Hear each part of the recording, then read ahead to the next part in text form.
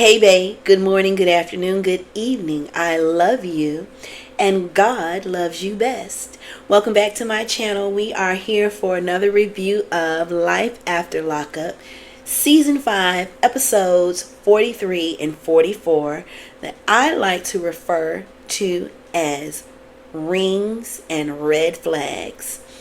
I know I said I was going to be right back with the other episodes that I'm doing tonight, but it's okay. You getting it and you're welcome. Um I just want to say I don't like Bianca. I think I expressed that before, but I really don't like Bianca.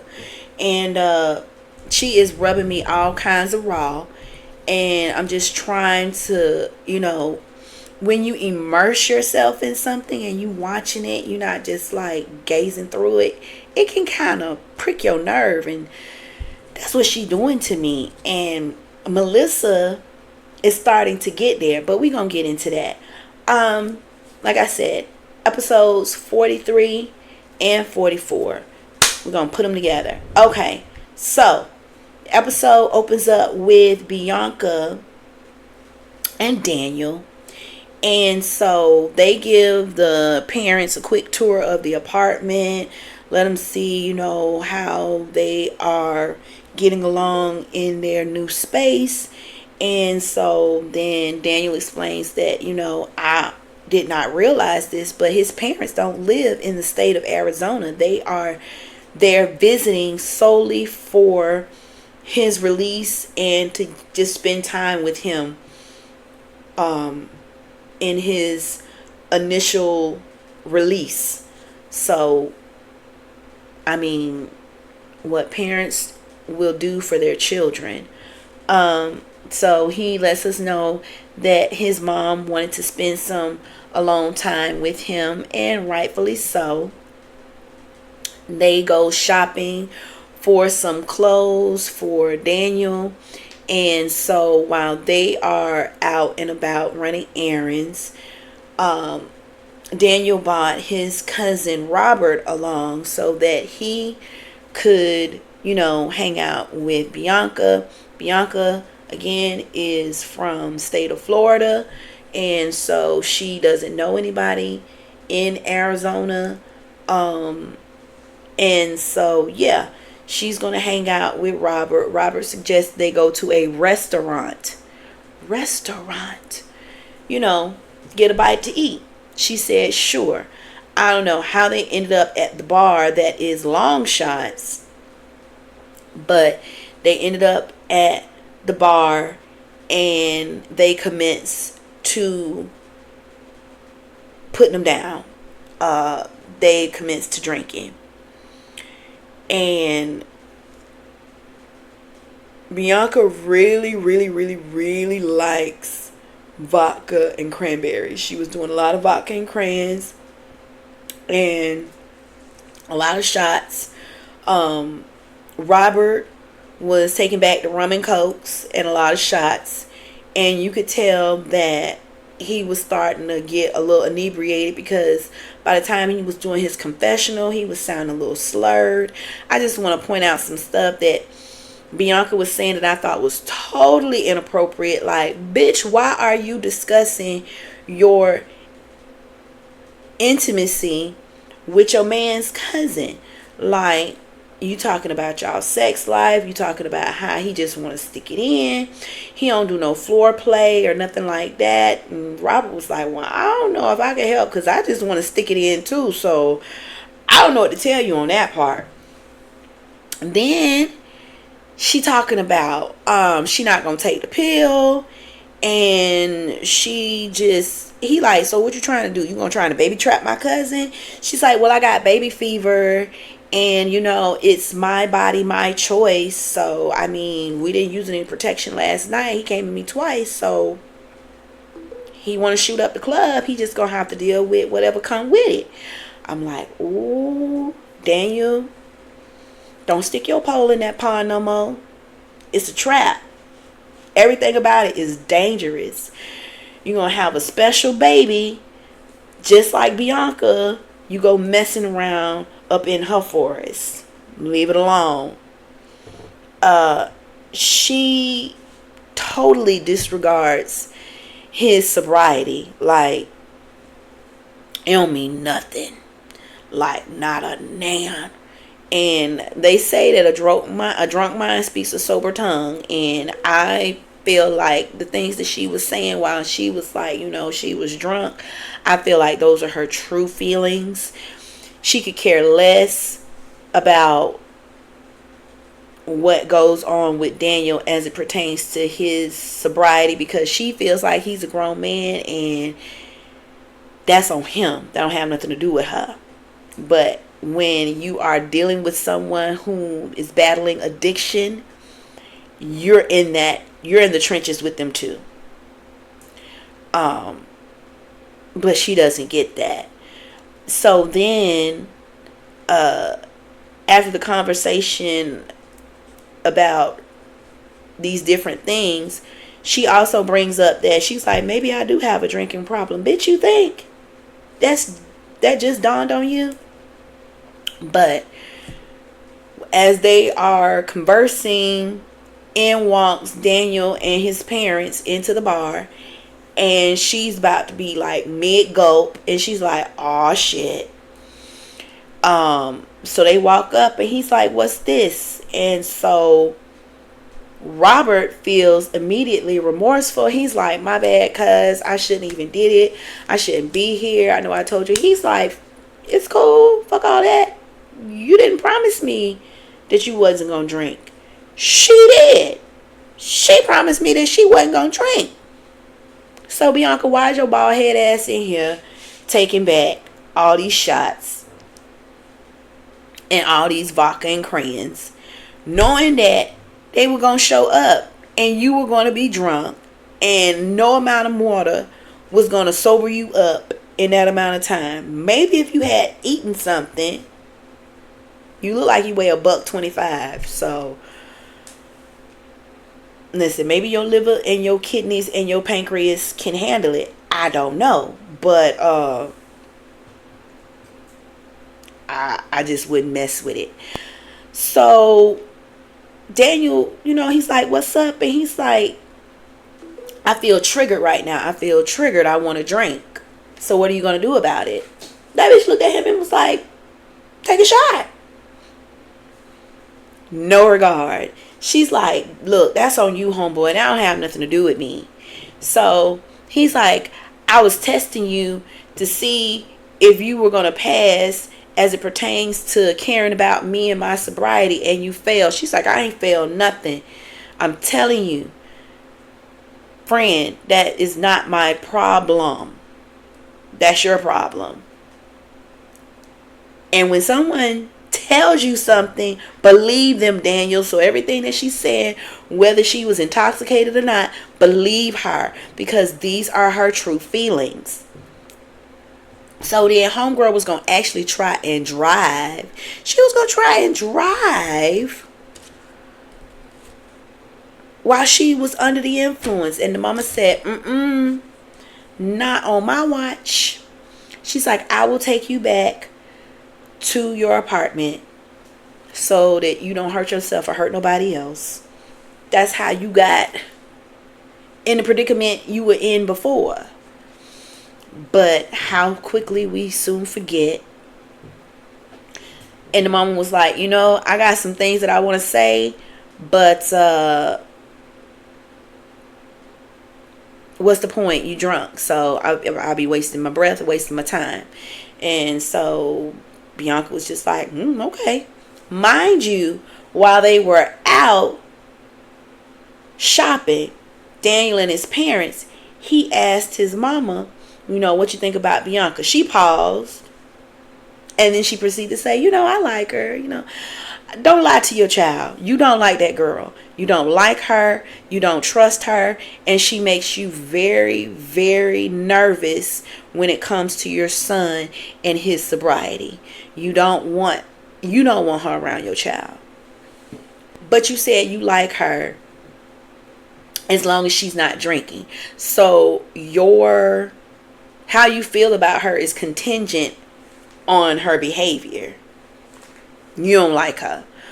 And then he goes into talking about, he was saying he wanted to get her a ring because he had proposed to her when he was locked up, and he wants to honor that. And the mama was like, I don't know. I don't know. And he was like, but mom, a promise is a promise. She was like, you promised. And take this time to get to know each other and all of that. And when it's solidified and you feel like you good after 6 months, a year, 2 years down the road, if you want to get a ring, have at it. And he was like, well, we're already engaged and I want to get her a ring to honor that. And, she was thinking about children and all this stuff. She was like, oh, hell no. You not ready for no kids. She not ready for no kids. He's like, well, I just want to let you know I didn't use protection like that. She said that, well, that was a dumbass thing to do. That was dumb on your part. Why would you shoot up the club knowing that she's not responsible or ready? You not ready. You're expressing to us and letting us know that you are not financially independent. But you want to talk about getting rings and all this stuff. So the mama, she conceded to his request, and they were at Plato's Closet, which is a consignment shop for pre-loved items. And so they go and look at the rings in the jewelry case, and the mama looking at the rings, and she's trying on the ring that would be presented to Bianca. Now when I saw it, my initial reaction was, bitch, why you trying on my ring? Like, like, you could look at it, put it on the little ring, the ring size, the ring holder. They have the model ring fingers. Put it on that and look at it. But don't drop it on your finger to look at it to see, because you're not me. So how it looks on your finger is not going to look the same on my finger. But then I thought about it again, and I was like, shit, she paying for that, so she could try that bitch on if she wants to. I'm paying, so I'm saying that, yeah, you should get this one. No, you should get that one, because the price tag is on me. It's on mama and daddy. Danny boy ain't got no money. He can't pay for shit. So they look at the rings, and then they pick out one. And it was so funny when the lady, I'm like, did he get any clothes? Did he get any clothes, or they just went and got this ring? Because she said that the total came up to like $70, $71, something, $70-something and some change. And so the stepdad, he proceeds to pull his card out of his wallet. And so then Daniel starts to gaze off in the distance. And I'm like, nigga, what is that gonna do? Like, we all know you don't have the money. We know he going in his pocket, but it makes you more comfortable to like stare off as if, well, I'm not gonna look while he paying for it. That's what it gave me. I'm not gonna look. It was very juvenile. Like, that's what the kids do when they parents paying for their items. Yeah. So yeah, it gave me that. So later on, after all of that, Miss Thing, Bianca, they get back to the house later on, and Bianca is apologizing for her behavior. She's inquiring about marriage. They get into a little heated exchange right quick. Well, it wasn't even a heated exchange. She don't like to listen. She is very immature. Remember, 5 years ago, she was 18. She's very immature, and she doesn't like to listen. She just starts to yap, yap, yap, yap, yap, yap, yap, yap, yap, like a nagging ass dog. And I could say bitch because that's a female dog. So she started yapping like a nagging ass bitch. And I'm using the word in context. And yeah, he was like, listen. And he said it with the little force, and his volume went up a little bit, just to scope, just to snitch it. And she was triggered by that. She was like, bitch, don't yell at me. Don't raise your voice at me. We can have a conversation, but don't ever yell at me. So she mentioned how these were things that brought her back to a place where people start out with escalating their voice and then it lead to other things. So I'm like, is she a survivor of DV? And if she is, then her reaction was justified. Bitch, don't yell at me. Don't raise your voice at me. Because I too am the same way. We can have a conversation, but don't yell at me. Well, I'm going to let you know anything you can do, I can do better. So unless you want me to match your energy, because survivors of DV can either become prey, they either continue to be prey, or they become predators. And as a result of my DV, I am like an apex predator. Like, I am not prey at all. Like, you won't prey on my feelings or emotions. You won't prey on my sympathy. I'm like top of the food chain. I will bite your head off. If you try me too tough, I wouldn't even close my eyes around me. That's how serious that thing is. And yes, I'm having me some vino while I'm doing this. I mean, if she can, I can too. So her and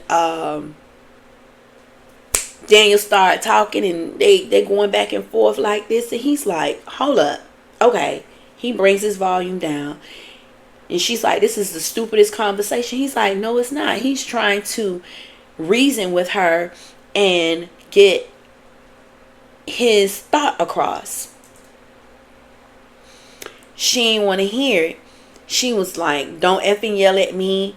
And we ain't even got to get married. How about that? We ain't got to get married. He looked at her, got up off that sofa, and was like, really? Noted. So we have a disagreement. And the first thing you go to is we don't have to get married. And I noticed something. When his body language changes and she's uncertain about what is coming afterwards, her whole demeanor changes. She gets this docile tone to her. She's like, well, I don't know, and I was just trying to explain, and this is what I was trying to say, Daniel, and I'm like, you're not gonna bait me. You're not gonna gaslight me in any way, shape, or form to try and now create yourself to be this delicate flower, this victim. You just tell this man, don't fucking yell at me. And when he's like, cool, all right, but I still want to say what I gotta say. But when you made your comment about we ain't got to be together, and he was like, 3, 2, 1, 1, 2, 3. Now you want to get all defenseless and helpless and, oh, Daniel, I mean, girl. And he's like, look, you all kinds of red flags. And she's like, so now I'm a red flag? And he was trying to like, well, no, yes, you are red flags, Bianca. Everything about you. So later on, he's like, you know what? I'm just going to sleep on the sofa because I'm not with this shit. She's like, you gonna sleep on the sofa? She's like, cool.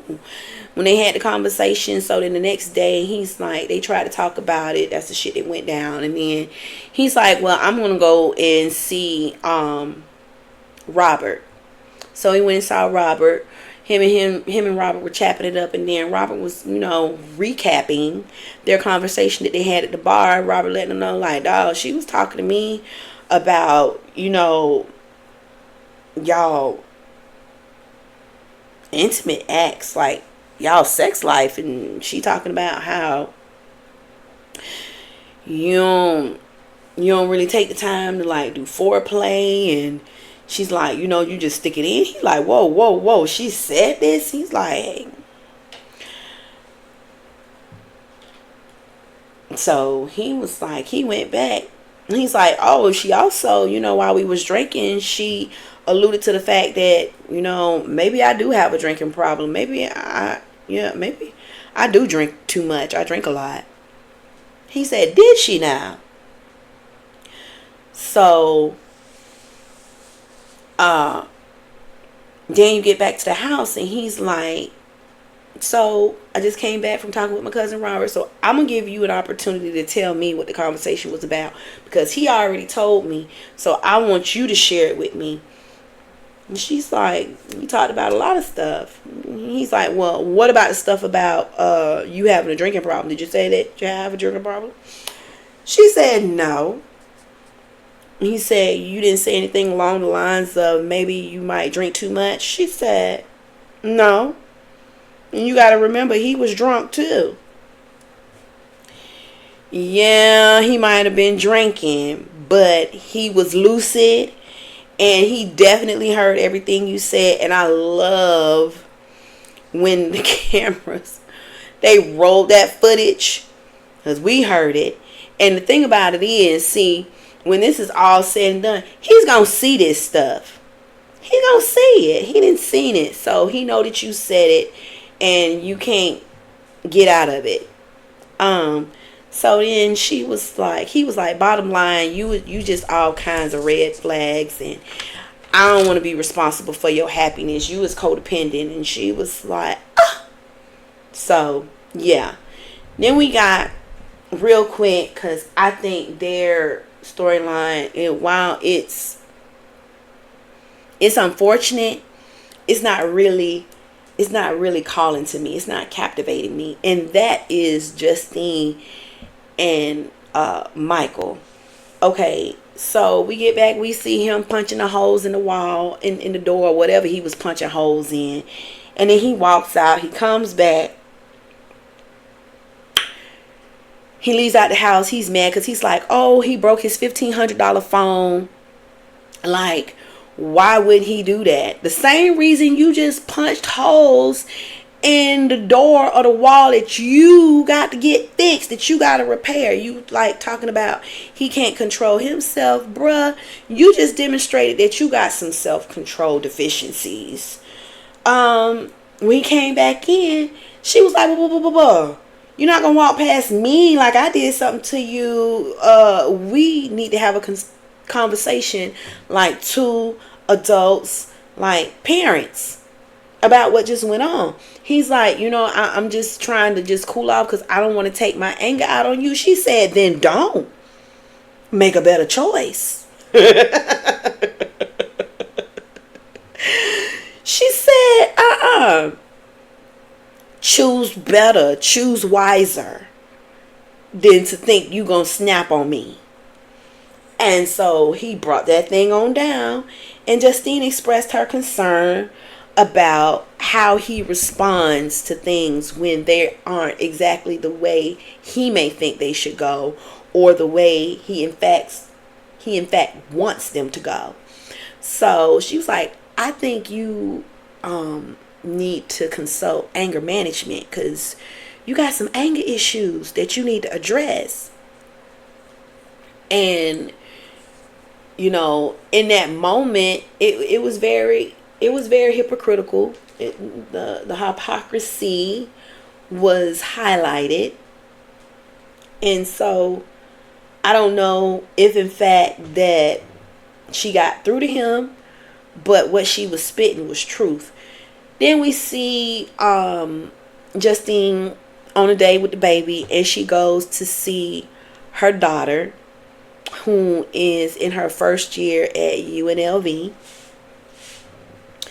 And so the daughter is catching her up on school and all those good things. And then Justine shared with her, these are the complications that I could be facing with this current pregnancy. And so I've been informed that I need to prepare my last will and testament. And the daughter's like, wait a minute, you talking about like if you die? And she's like, yes, ma'am. And so the daughter's like, oh, this is serious. And so then Justine is sharing with her daughter, I thought that maybe as far as like the arrangements with the kids, you have her son that is on the spectrum, and she is letting her daughter know that she feels that she would be a better fit to be a caretaker for Santana because of his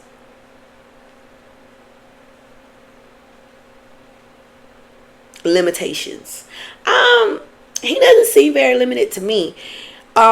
Maybe he is deficient in his social skills as far as like how he communicates and how he engages with others that he may not be so familiar with. Maybe his social cues aren't as heightened or elevated, but like she says, he's very high functioning. Nevertheless, he still has limitations, and she feels because her daughter has been in his life all his life, and she understands his condition, she feels like she would be a better caretaker for her son, her daughter's sibling. And the daughter's like, that's cute and all, but I'm just getting acclimated to school, and that's a lot of responsibility to want to put on me when I'm trying to like live. I'm trying to experience. I'm not trying to be a mom. And respectfully, mommy, I think your decisions are with no forethought, and they are selfish and irresponsible. And in that same breath, Michael is having a conversation with his daughter Melody about the same things, about the new impending baby, and she's expressing how she feels like an absent parent because she has two siblings that her mother said they are absolutely not going to live in Las Vegas because those other kids. I'm a mother. She's a mother. So she kept her children home with her. She let the older children go. She's like, if y'all want to go, y'all can go, but my baby's staying home with me. And their names are Nova and Mason. So Nova and Mason are absent. They are not in the care of Michael. They are in the care of their mother, and rightfully so. Any real mother would keep her children with her. And so the biggest question is why? Like, why did you all carelessly get pregnant again? And Justine was like, that's a good question. She's like, well, it was something that we felt like we really wanted. Did you need it though? Like you said, 8 is great, 9 is fine, and 10 is a sin. 10 is a sin, sweetheart. So you should have thought about this before you went and made that decision that's going to ultimately affect other people's life. So After that, we see Justine and Michael. They go and meet with an attorney in regards to the lad's rights and wills. They also discuss guardianship of the children. And then that's when Justine shares that the attorney asked, who are you planning on leaving guardianship to as it pertains to your other children? And that's when Justine shared that she was considering her daughter as the guardian for her children and possibly co-guardianship for the little baby.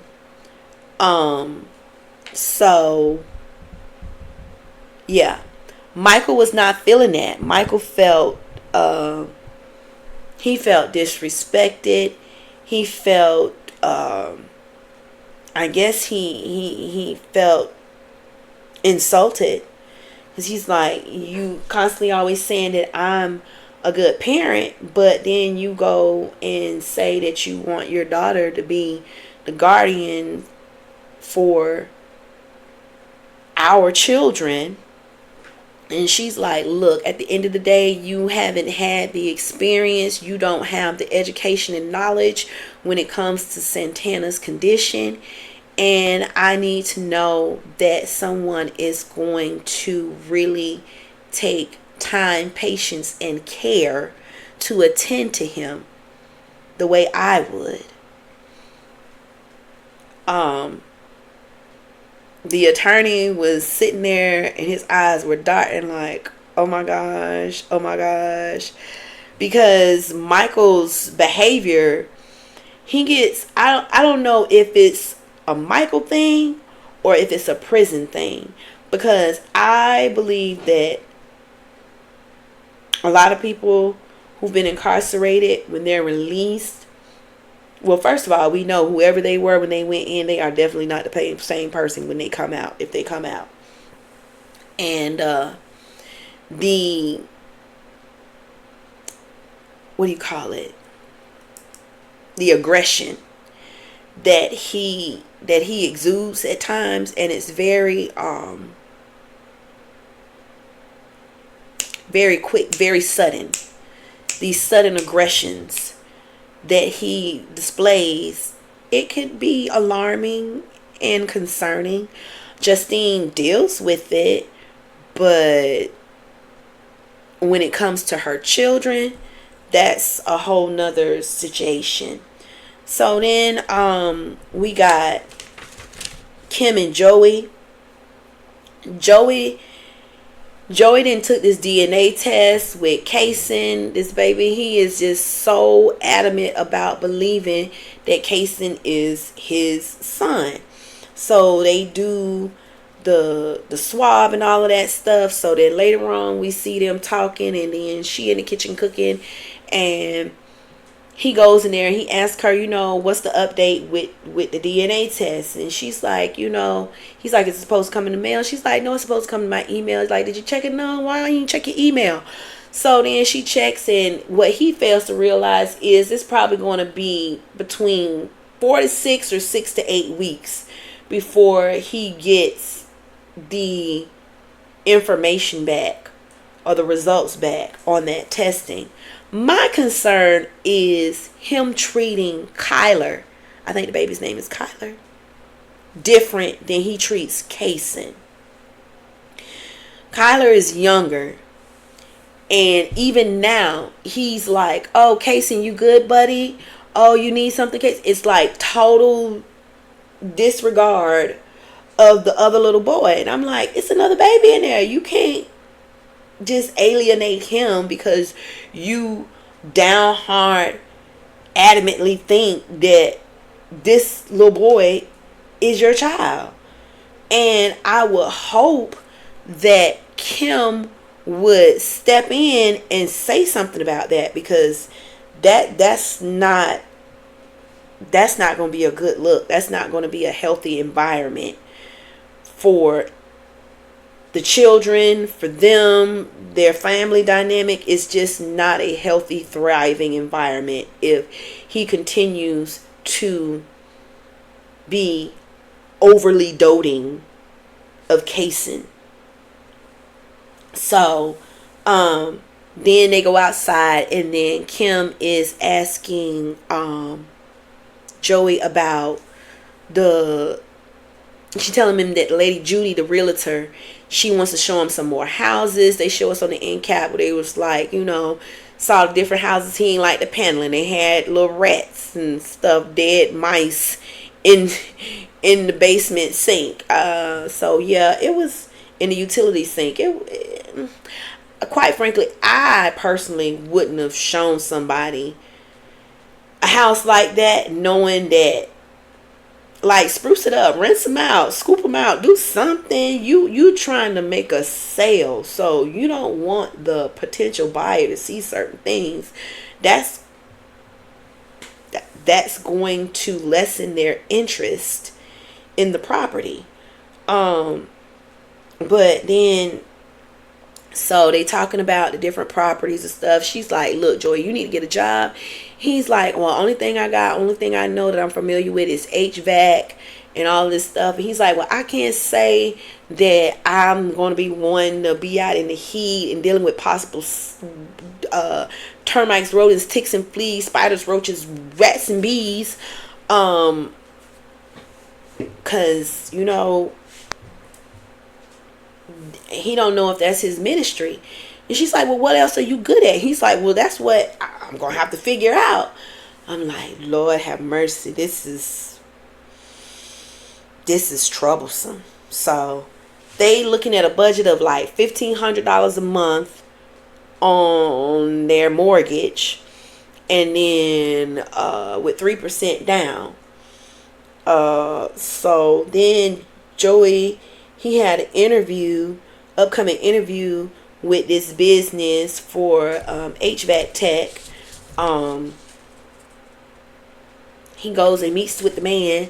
Quite frankly, Joey, you just gave up too much information during this interview. You should have let that man talk. When he said we're going to do a background check, you could have let him know, well, I just want to let you know that I was incarcerated. I do have a background. You just let him know I have a background. However, I have paid my debt to society. I am reliable, dependable, accountable, responsible.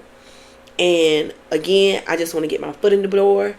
But you went into what your convictions were. You had previous drug abuse, and you had been on opiates and all this stuff, and that man got a little nervous. He was like, okay, well, we're definitely going to do a drug screen. And at this point, I could pretty much tell you it's probably going to be a no-go. But I'm going to leave that up to my human resources to make that determination. Fool, if you just told me I'm not going to hire you, I don't see me hiring you. What's the point in you telling me you're going to let human resources make that determination when you just made that determination all on your own?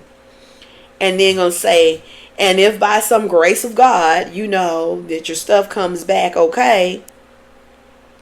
So that is him alluding to your shit ain't going to come back good.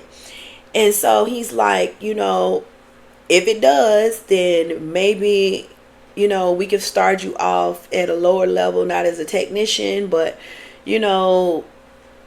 sound like maybe a helper. The people that get the tools and do the cleaning up and maybe dig the stuff. They do all the stuff that the technicians won't do. Or they aid the technicians in their job. So at that moment, I was just like, okay. I don't know if that was him trying to sabotage himself, or he just was lacking in some skill sets like interviewing. Like he just had poor interviewing skills. I don't know. But I just think he shared too much information at that very moment. And then afterwards, we have Kim meeting up with her cousin at the bridal shop, trying on dresses. She was like, she really loves her cousin. She don't want to do this without her. And the cousin in her confession, she's just like, that's cute now, but Joey's still Joey. And I don't know if she bitter. I don't know if she jealous, or if it is genuine concern, or a culmination of all of it. I'm gonna go with the latter. It's a culmination of all those things. Not only is she bitter because of the past, she jealous because it's not her. I'm not saying that necessarily it's not her with Joey. It's just not her. And then most importantly, like, she's just concerned. She's concerned for her cousin. And I'm hoping that she doesn't want her cousin to make a mistake. So then the cousin asked Kim, she's like, do you feel like Joey is pressuring you? And that is regarding the paternity. And she was like, yeah. But I mean, Kim, at the end of the day, obviously you thought that this might be a possibility too. You knew it was a possibility, but you let it fly because Joey was locked up. So you was like, well, I'm going to just tell this dude over here I'm pregnant, and then he gonna be the daddy. We gonna get married, and I'm gonna just live with this for the rest of my life until, I'm just gonna go on. I won't think about it that much. I'm just, But then Joey got out. You wanted him back, or you got back with him. He got out. Now he's thinking, okay, this could be my son. And obviously he did the timeline calculation. So if he did it, I know you should have did it at some point in time. And now you sitting here looking crazy. So not only is that a concern, but Joey doesn't know that Kim is still legally married to her ex-husband. She's been married 2 other times. The first time, I don't know if it was an annulment, or she said they just waited a year or whatever, and then I don't know what she did, but she got married again, and she just been sitting on paper. They just walked away from each other. So she does share this information with Joey. Joey was like, well, what the fuck am I supposed to do with this? Like, you just let me know that you are still legally married, and you want us to be looking for a house that this man could possibly stake claim to? Bitch, you got me fucked up. He was like, and you all about, and she's like, well, I know, and I'm always about you telling the truth. Miss Tracker alert. Talking about being open and honest and transparent, and she got skeletons in her closet. So Joey was pissed. He was like, but you need to go see an attorney. You need to go get this fixed ASAP, because I'm not spending not one dime on no property that he could have claim to, all on a technicality. She said, he said, you thought I was stupid? Did you think I didn't know this? And this bitch basically said, well, yeah, I thought you was a little... Joey said, no, that would be incorrect. You trying to play in my face? And it backfired, Kim. Go on and get that fixed for that man bust you upside your head. Then we got Teeny and Rob. Bottom line with this was real quick. This was real quick. Okay, so Teeny ain't working. Rob is the head of household. He's the breadwinner right now. He's like, it's paying the bills, it's keeping a roof over our head, but it's not enough. When I was locked up, I was gambling. I was, I was making bread. He was making that guap. How you making like 7 stacks a month, 6 to 7 stacks a month, and you locked up? So she was living nice. She was like, she was a stay-at-home mom. You got adolescent children. They make their own food. They 11 and 13. You are not a stay-at-home mom. You are just unemployed.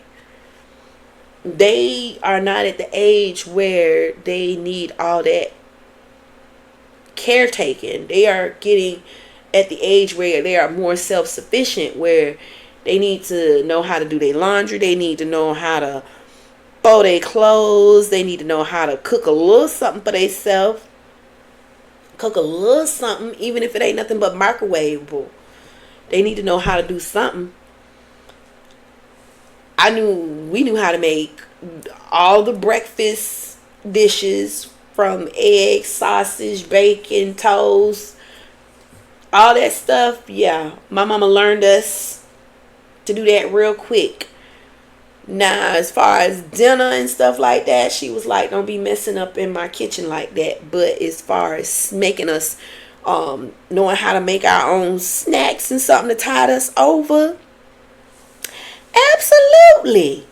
So that she's spitting talking about stay-at-home mom missed me with that, Teeny.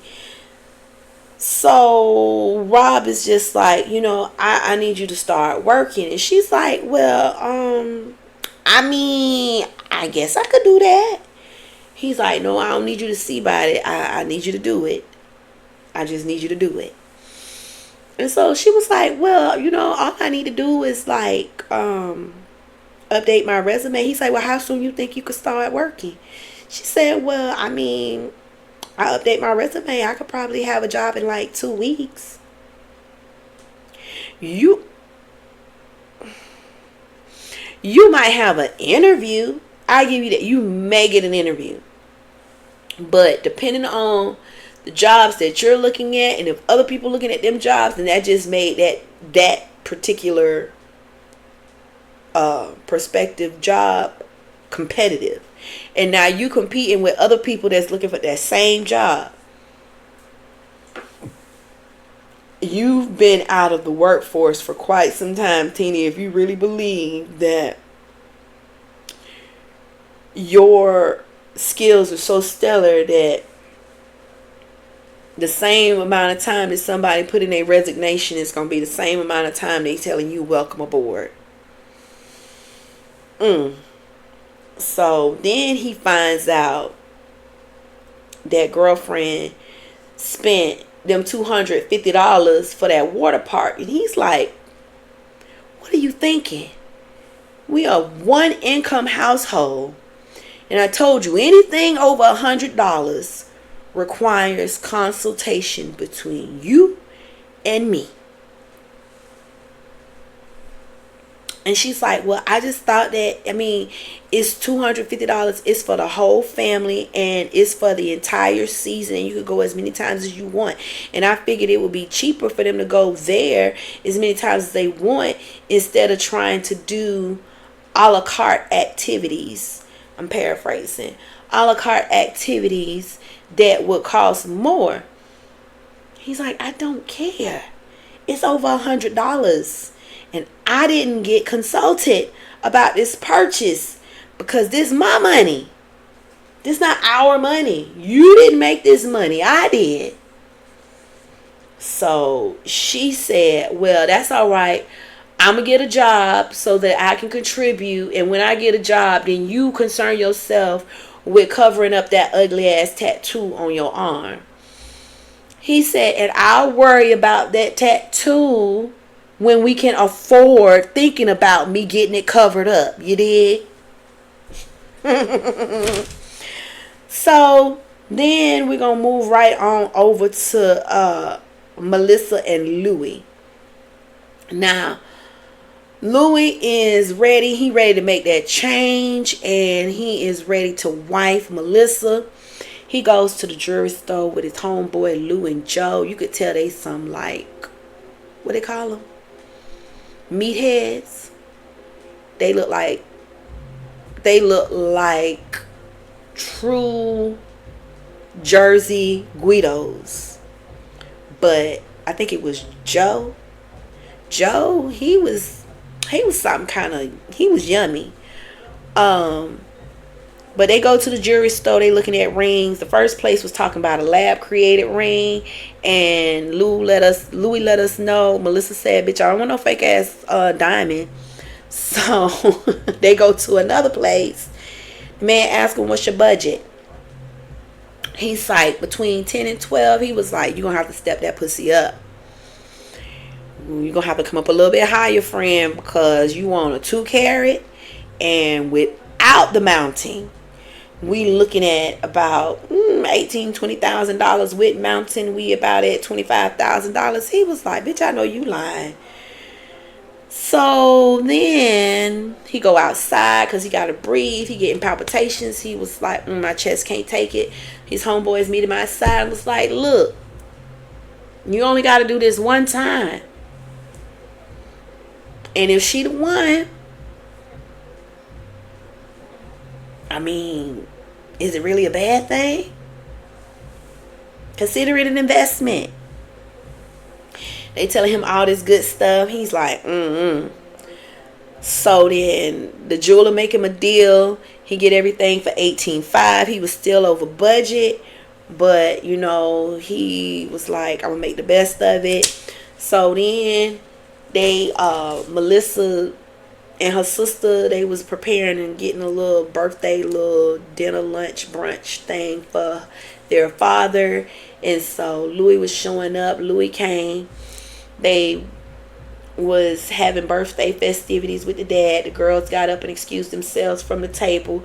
Louis had a conversation with the dad and was like, "Look, you know, I've been thinking about this real seriously, and I want to make an honest woman of your daughter. I want to make her my wife, but I would like to respectfully ask for your daughter's hand." And the daddy said, "Okay, you got me." So the daddy gave his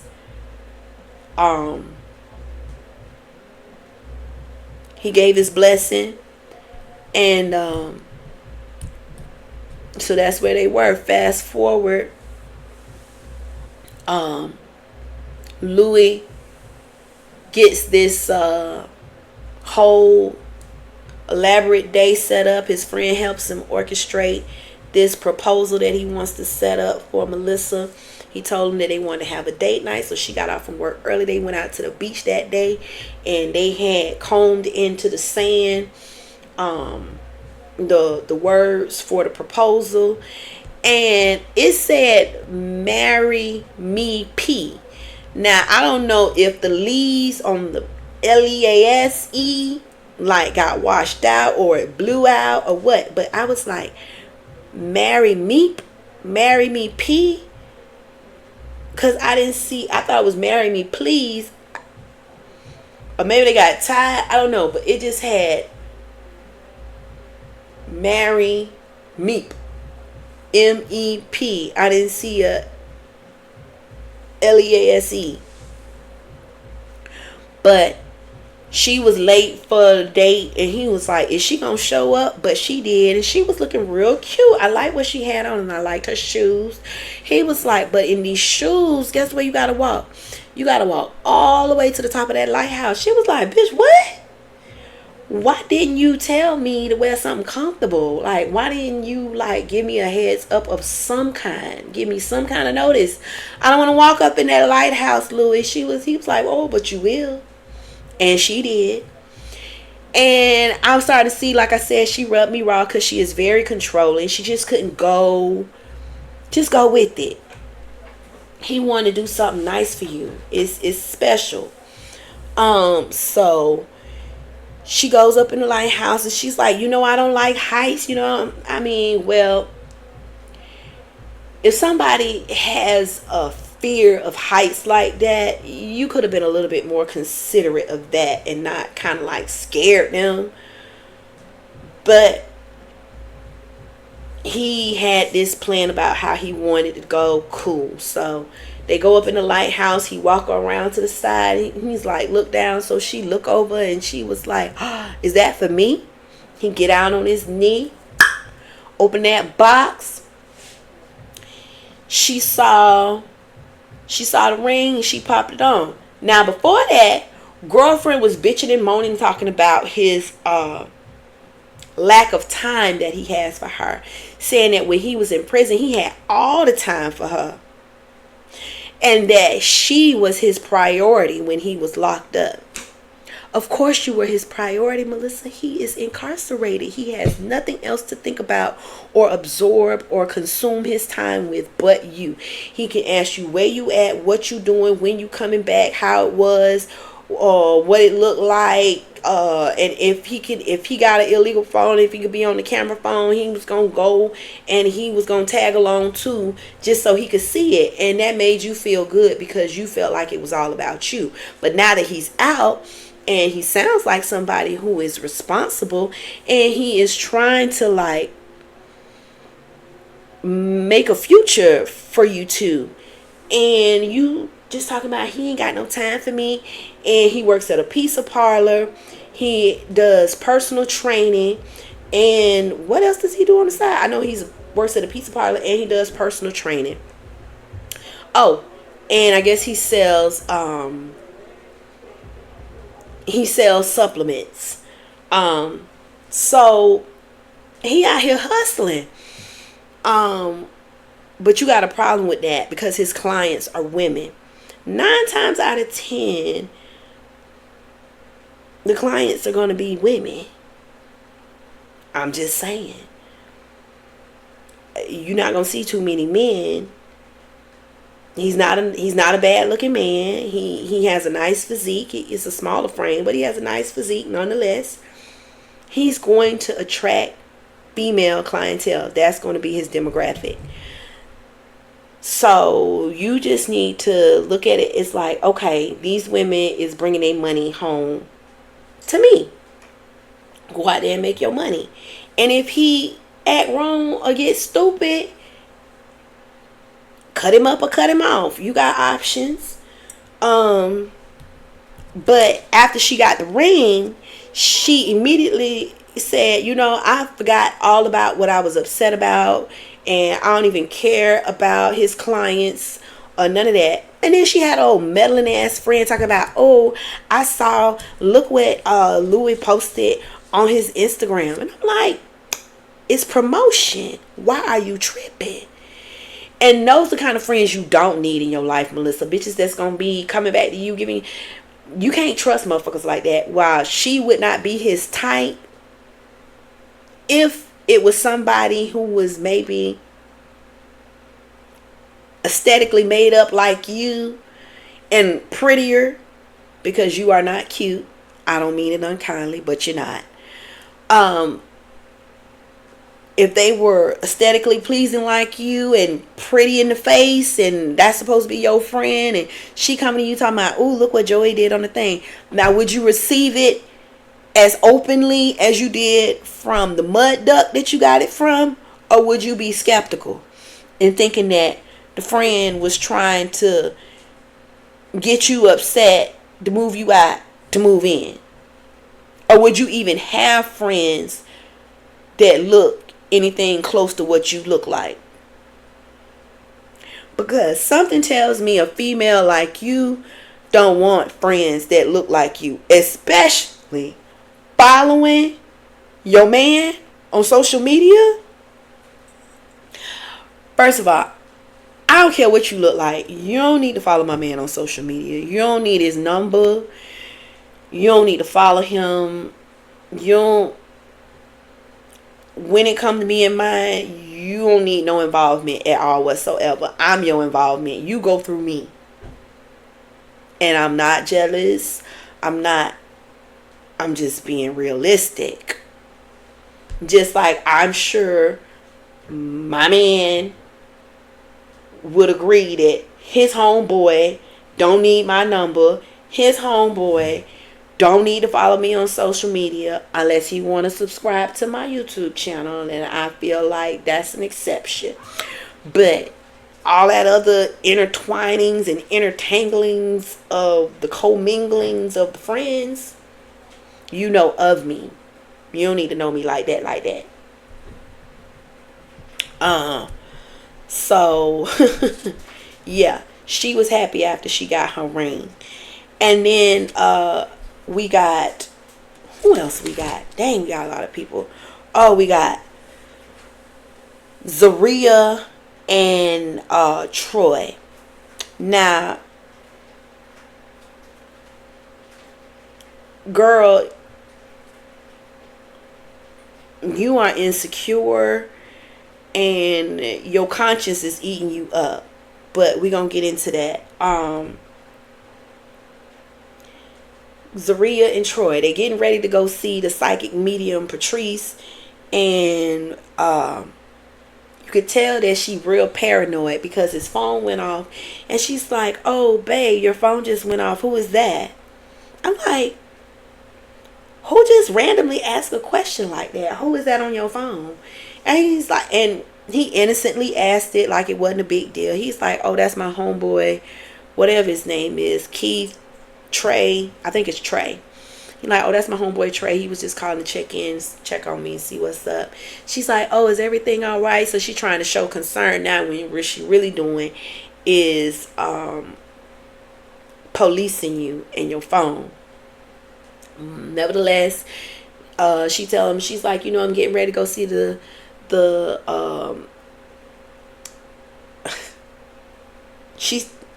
she said, what she call her? The psychic. And she's like, "I really want you to come with me." He's like, "I don't believe in that shit, but I'll go with you for support." They get there. Patrice introduces herself to Troy. She says that she is a psychic medium. She is not a tarot reader. She just uses the cards for visualization and confirmation. To me, this sounds like don't take nothing she says seriously. It's just for entertainment purposes only. But she asked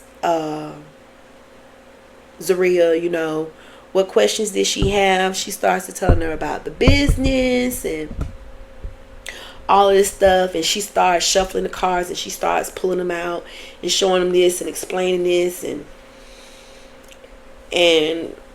Troy's like, "I call bullshit and I'm getting annoyed because I just don't feel like she knows what she's talking about." And he's like, "I could shuffle some cards and tell you, hey, they mean this." So then she says something about there's a negative energy, this negative female energy that's around, and that triggers Zaria. She get all up in her feelings and she just walk out the place. And I'm like, I am going to narrow down these negative energies. It is either Zaria or it be the messenger Patrice, the tarot reader, because he only been out for what, at this point he been out for a couple of months, I guess, a few weeks. And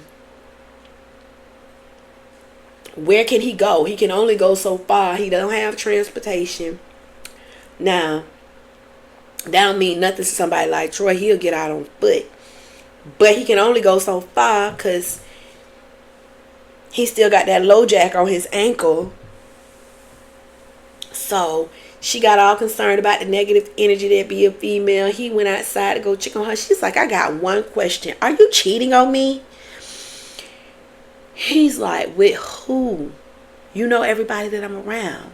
You know everybody that I talk to." She's like, "No, I don't. I don't know where you go, who you be with. What?" "Oh, you mean like he didn't know who you was fucking when he was locked up, Zaria? I could see why you would be paranoid." And he has no qualms and makes no reservations about bringing up her infidelity. and letting them know that I forgave this chick. She cheated on me and bust off with another dude, told me about it, and I absolved and resolved myself to forgive her and move forward in our relationship. So they go back inside with Patrice. Patrice was like, well, she trying to clean it up. As far as I'm concerned, it sounded like she was backpedaling, but she tried to clean it up and was like, it's not an ex. And she was like, is it his ex? Is it his baby mama? Yana. And so she was like, no, it's not an ex. It's just a negative energy. It could be somebody from his past. Well, Yana is from his past. She's not his present. And she's like, but it's not his ex. Well, how you know? So then, they get to, she apologizes and she's receptive. She listened to what she's saying, but I concluded, I was like, we don't need to be listening to nothing that Patrice say. And then she told her to trust her intuition. Her intuition should be telling her to get up from that table, remove herself from that building, get in her car and drive away. And don't go back. That's what her intuition need to be telling her. Because the lady just told her, trust your intuition. Which means to me, you don't necessarily have to take what I say as like gospel. These are my educated guesses. So then they meet at Zaria's parents' house for dinner. And then Zaria is telling her parents about, the business, Project Hill. I hope y'all let me know, is it are we going to call it Project Hill or is it Project Hill? You let me know, Project Hill or Project Hill. Y'all just let me know. So we gonna go with Project Hill. So she was telling her mom about Project Hill and all that stuff, and then she actually mentioned that they had been to the psychic lady, and that wasn't received well by the parents. And then lastly, we got Brittany and Key-Rock. Now, I look at Brittany as a complainer. Love her hair. Her hair is just like so pretty to me. But she's a complainer nonetheless. She complaining about the government housing that be in the motel, that they were able to facilitate for them. She complaining because she can't get granted release to move to Texas. But baby girl, you got a lot of stuff that you need to clear up before you could do anything. Now Key-Rock, he's off probation. Apparently he met all the requirements. He paid his restitution. Key-Rock works. You want to be a domestic technician and you don't have no kids. Like, you young. Why don't you work? You steady talking about beauty school. When I heard you talking about moving to Texas, you was talking about they got a nice hair school up there. But you was in hair school while Key-Rock was locked up. You didn't finish. Like, you just keep going from school to school. Like, I need you to complete something. And if you can't complete school, then complete a job application. Because, like you said, you got $10,000 in restitution that need to be paid or you gonna have to be on probation till 2030. Not 2030, 2030. Like we're in 2024. We don't say after 2010, it was no longer 2000. After 2009, it became 2010, 2011, 2024, 2030. Okay. So you come out of there ranting and raving after you say they denied you again, talking about you done did everything you were supposed to do, you done paid everything you were supposed to pay. No, you didn't. Stop lying, Brittany, because Key Rock just said he set you up on a payment plan. So you owe money. And you said, I don't know about y'all, but $10,000 is a lot of guap. It sure is, especially when you ain't working and making no provisions to pay the shit off. Okay. So then they told her stipulation is she had to live with a relative. So she was like she was going to reach out to her auntie. But then the gag was she had to have her name on the lease. She was like, bitch, if she say I could live with her, if I could get, a notarized letter saying that I live with her, if I got mail going to her address, why I need to be on her lease? And furthermore, then she gonna have to involve her rental community to see if I could be put on her lease. And it may be additional money that may be involved in that, because that's another person. So then they got to run a whole nother check. It's a whole lot involved. You just can't be like, oh yeah, we're going to add this person to your lease. It don't work that way. They do background checks.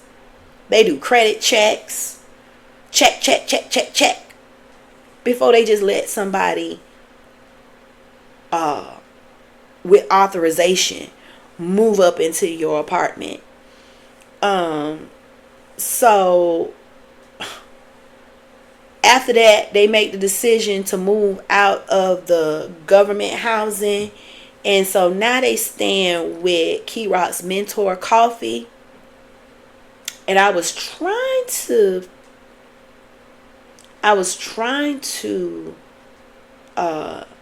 figure out if Coffee was trans or not. I'm not sure. Nevertheless, Coffee seems like a very kind person. So Coffee opened their home up to Brittany and Key Rock. They've been staying with Coffee and their dogs. And they got the cutest little names. Mr. Roger. I think another one of the dogs was named like Brown Sugar or something like that. I don't know, but they just had the cutest names. And then Key Rock and Brittany were sitting down going over expenses, because Key Rock was like, look, I got a condo in Texas that I'm paying for $1,400 a month, $350 a month to stay here with Coffee. And then we got what else? It had some other expenses, but the cell phones, 2 cell phones. They had rent in 2 different locations, and then on top of that, he mentioned, Key Rock said she spent $500 to $600 on her nails. She was like, I don't have to get my nails done. He was like, bullshit. You spend like $500 to $600 on your nails. That is an unnecessary expense. You hear what I say? Girlfriend would not be getting her nails done. Matter of fact, you've been in school all this time. You in cosmetology school. Cosmetology school is all things under beauty. So that is hair, skin, and nails. You don't know how to do your nails yet, girl? You would be a old practicing. You'll be getting all the practice. Not on my dime. And she making them out like their money. You ain't got no money, Brittany. That's Key Rock money. Key Rock got a job. Key Rock got a savings. Key Rock has finances. You, like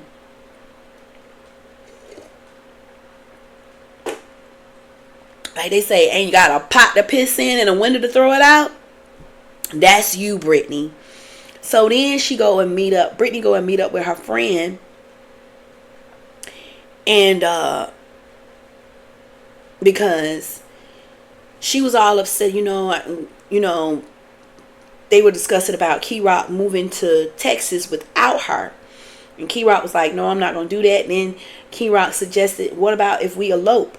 They saying that you have to live with family member. So if we marry, that makes us family. And your name already on the lease in Texas. So, hey, you picking up what I'm putting down? We might be able to pull that off. So Brittany was like, okay. But then she is caught up in all this optics about, well, I wanted to have my really big wedding. I mean, I understand it, but at this point, you have bigger things. You gotta look at the big picture. Is the way you get married, more important than you being married so that you can move on with your life where you want to be? Or is it more about, or do you even want to marry Key Rock? Is this just all about optics? Because if it was about getting married, I would think you would go ahead and do it. But she meet up with the friend. They go to the bridal shop, and Brittany calls the PO on the phone and inquires about, if they got married, how would the enforcement feel about that? How would the parole board feel about that? And so the transformer voice on the phone was saying that, Texas frowns upon people trying to defraud the state with sham marriages. And how you gonna call somebody marriage a sham? And since when did wanting to get married become an act of... Okay. I don't know if that was a good idea to call the PO and ask that. I mean, if you want to get married, just get married. Why you gotta ask somebody how somebody gonna look at it about you getting married?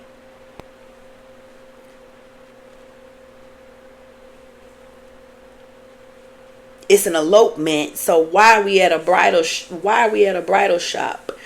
You could get a nice, simple white gown from somewhere. Why are you looking at a wedding dress where you're not having a formal wedding? It's just a little simple ceremony with witnesses and an officiant. You do not need a $2,000 gown for that. But